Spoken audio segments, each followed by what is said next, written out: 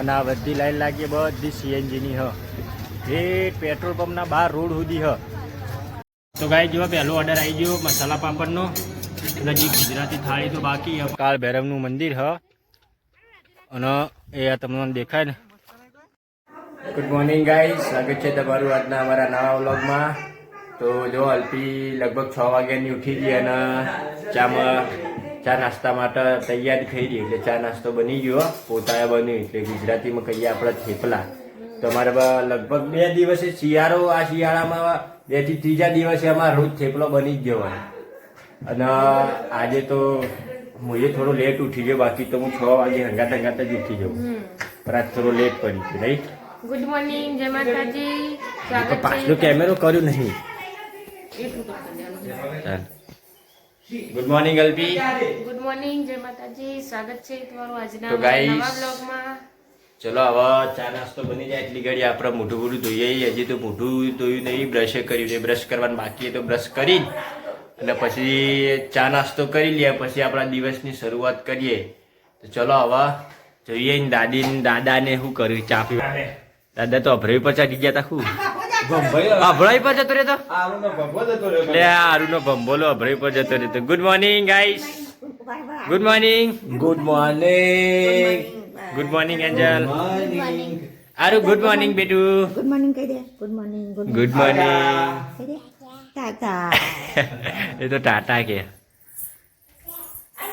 હવે ચા પાણી કરવા માટે મોઢું તો ધોવું પડશે, કેમ કે ફ્રેશ થવું જરૂરી હવાના પરમાં.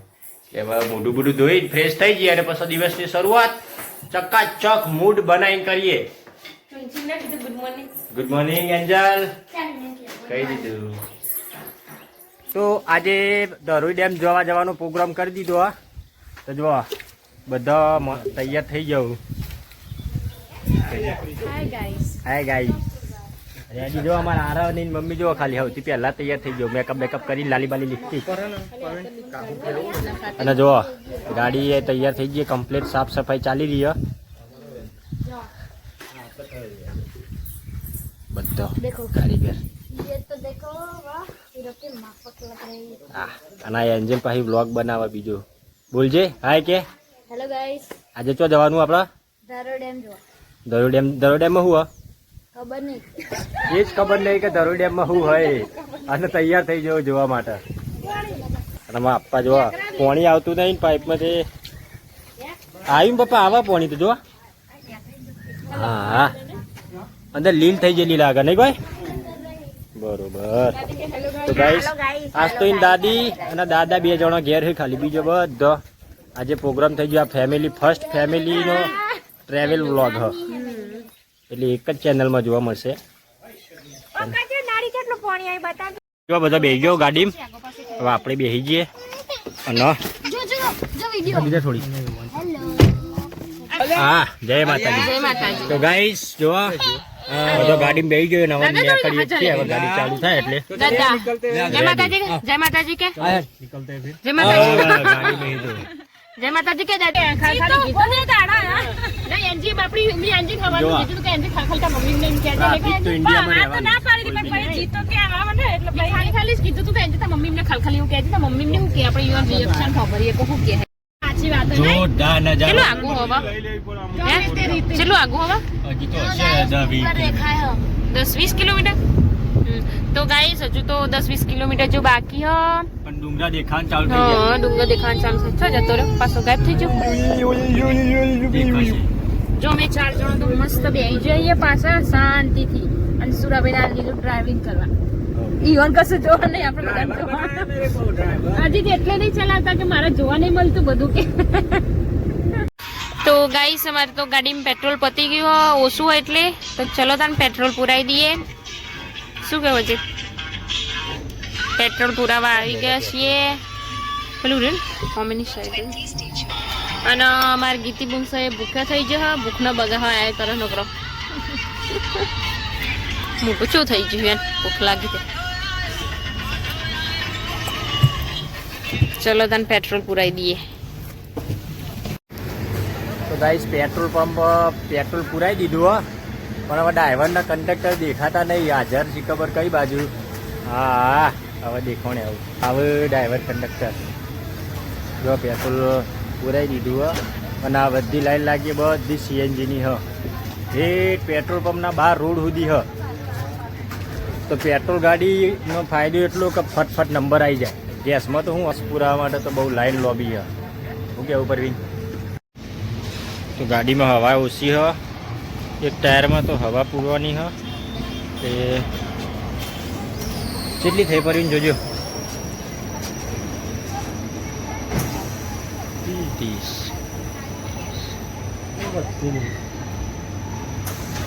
32 બરોબર 32 બરોબર.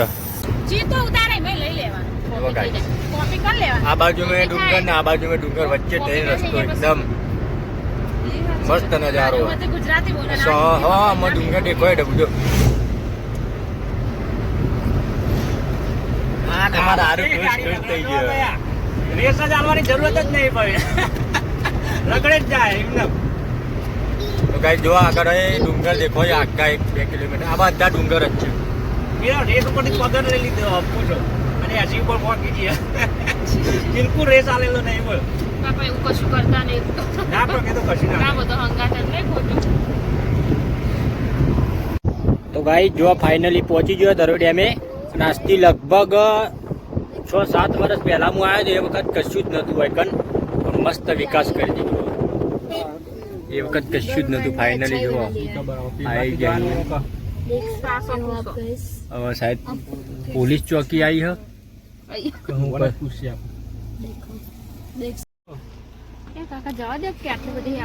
તો ગાઈસ દરો ડેમ તો જોવા આવ્યો છીએ પણ કોમ ચાલુ એટલે અંબાજી ઉપર કોમ ચાલુ એટલે ના પાડી કે જોવા નહીં મળે તો હવે જોઈએ હું મેળ પડે. બીજો કોઈ આજુબાજુ તો જોવાનું કોઈ હ નહીં.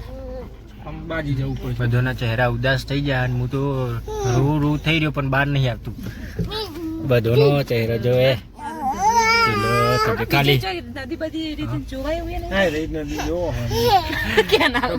સરદાર સરોવર બોલવાનું કોમ ચાલુ એટલે એવું કરે પણ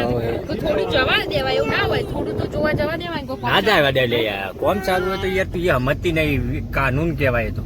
એક વખત એકન થઈને આવ્યો તો જે વખત પહેલી વખત ગાડી લઈને આવ્યો ને એટલે દરો ડેમ જોવા આવ્યો ને એટલે એ વખતે કોમ ચાલુ હતું એ વખતે બંધ હતું ના આ વખતે બંધ એટલે આ વખતે ફરીથી પાછા એ બાજુમાં જ જઈએ.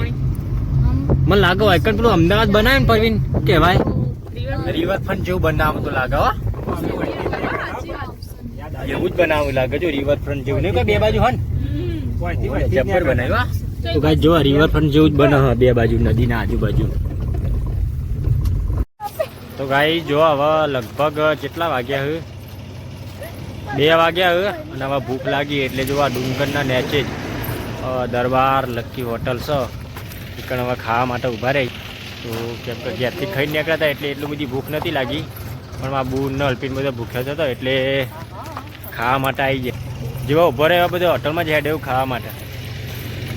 અલ્પીન તો અમારે એને શું ધીમા ધીમા જ નીકળે. લોક કહી દેજે સુરંગ કહે છે ગાડી લોક તો લેવાનું અંદર. તો જો ગાઈસ ભૂખ લાગી અલ્પી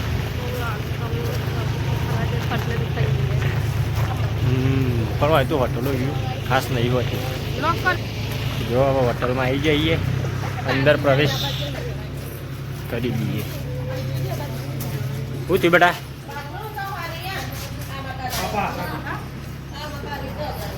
કોઈ હ નહીં હાલ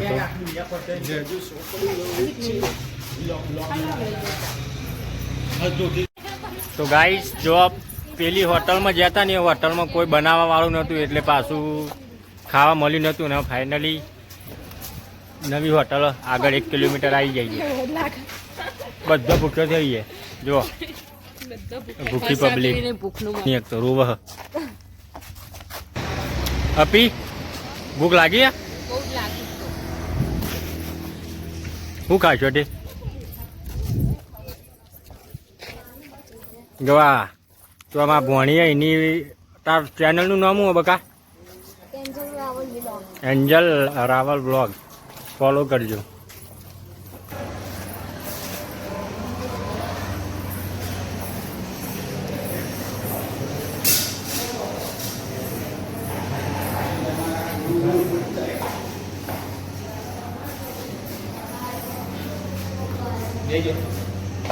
તો ગાઈસ અજીત તો જ્યાં હાથ વોશ કરવા માટે અને જો બધો બેહી ગયો છે. બધો ભૂખે બહુ છે, ખાલી સુરાભાઈને જ ભૂખ નહીં લાગી, બાકી બધાને ભૂખ લાગી. ચલો તાન મેન્યુ આવ્યું છે, હવે શું મંગાવીએ જોઈએ.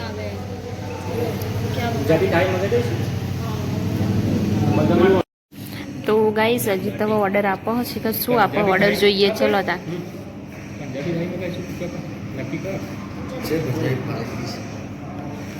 ખૂબ ભાવ પંજાબીનો અને ગુજરાતી કેટલું 5 રૂપિયા આવશે પંજાબી. દાળ ફ્રાય, જીરા રાઈસ, 20 સબ્જી, 50. તો ગાઈ જો પહેલો ઓર્ડર આવી ગયો મસાલા પાપડનો. હજી ગુજરાતી થાળી તો બાકી છે, પણ આ તો ખાલી પેટમાં થોડી રાહત રહે એના માટે મસાલા પાપડ મંગાવ્યા હતા. તો 2 જ મંગાવ્યા હતા, એટલે 6 જણા વચ્ચે ગુજરાતી થાળી મંગાવી હતી. એનો ઓર્ડર આવી ગયો. જો આરામને તો ખાવાનું ચાલુ કરી દીધું. બધો ભૂખ્યો થયેલો એટલે હવે વધારે રાહ જોવાય એવું હોય નહીં. એવું કેવું પરવીન? જોવા જે સાસ આવી નહીં નહીં. તો ચલો ગાઈસ હવે ખાવાનું ચાલુ કરીએ. તો ગાઈસ ખાઈને બધો બેસી જાઓ, થોડી વાર અહીંયા આરામ કરશે ને પછી નીકળીશું જોવા. દરરોજ જોવા જવાનું બીજે છો. ચલો તો મુઈએ પણ બેસી ગયો. અને અજીત ના આરુ ના એન્જલ 3 જણા લપસણી ખાય છે. ખુશ થઈ ગયો એ જો એ આયો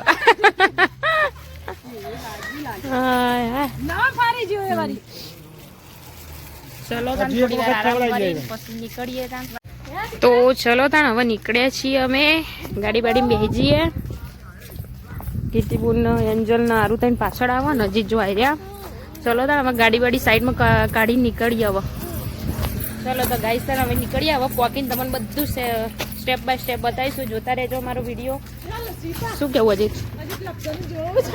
લપસણી ખા બેટા જવું વાગન ભાઈ. ચલો તાન નીકળીએ, બેસીએ બધા અમારી ગાડીમાં.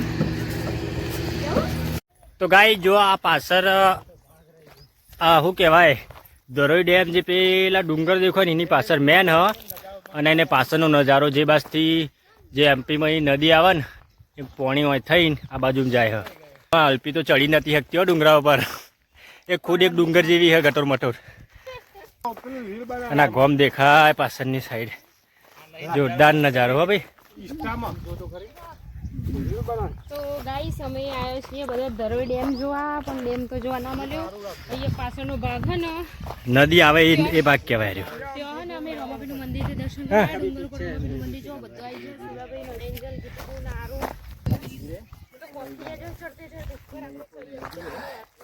તો ગાઈ જો જે પાછળનો નજારો ખાલી તમે જુઓ.